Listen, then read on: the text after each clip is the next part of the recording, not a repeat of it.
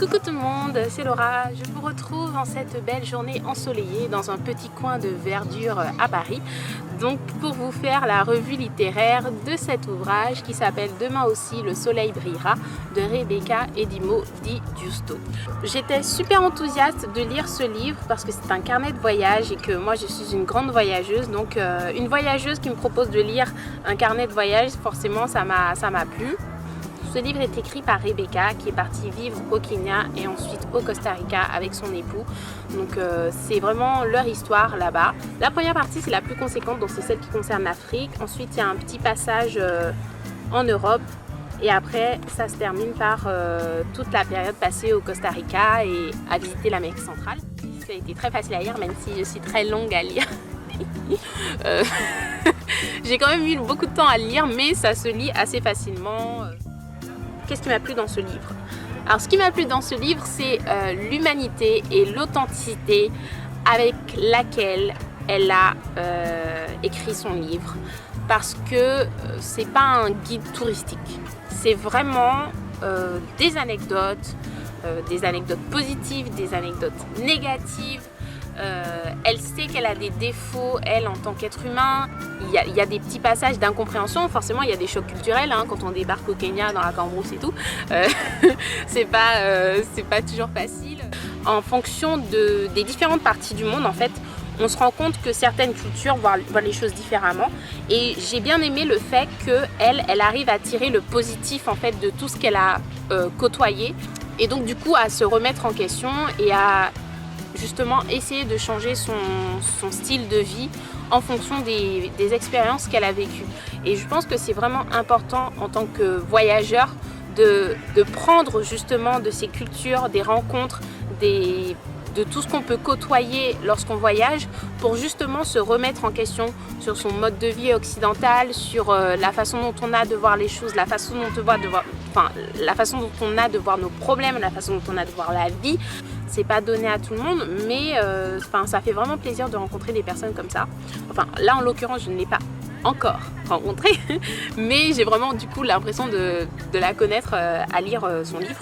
Alors le style du carnet de voyage, donc c'est un style que je ne connaissais pas, je n'avais jamais lu de carnet de voyage avant et c'est vrai que étant donné que j'aime beaucoup voyager, par contre j'ai beaucoup traîné sur internet et je regarde beaucoup de vlogs voyage et beaucoup de blogs voyage. Moi-même je fais des vlogs voyage, donc c'est vrai que j'étais quand même familière avec le fait de raconter des anecdotes, etc.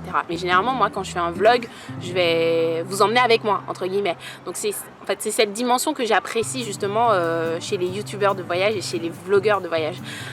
Là ce qui est différent, je pense quand on écrit un livre ou quand on écrit un blog, c'est qu'on a le temps de revenir sur les anecdotes, de les analyser, d'en tirer des conclusions, les leçons et du coup c'est encore plus intéressant je pense sur le plan personnel du coup parce qu'on a le temps d'analyser un peu plus ce qui s'est passé lorsqu'on réécrit, lorsqu'on retranscrit et voilà.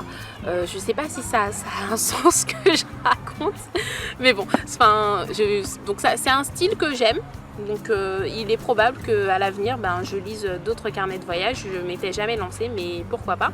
Je voudrais conclure du coup ma petite revue en disant que ce livre, si je pouvais le définir en un mot ce serait le partage.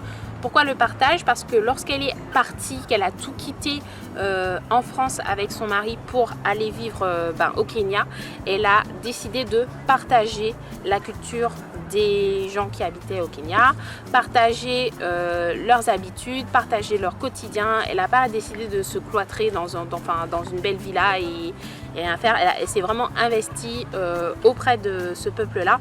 Et ensuite, le fait d'écrire ce livre et de le publier, c'est aussi un partage pour nous, pour d'autres personnes, soit qui ont envie de voyager, soit qui ne peuvent pas voyager, soit qui rêvent de voyager.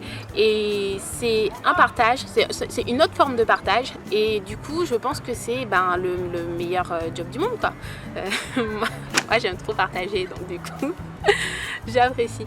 Donc voilà, c'est tout ce que j'ai à dire. Je ne peux pas vous affirmer qu'après avoir lu ce livre, j'ai vraiment envie de partir au Kenya.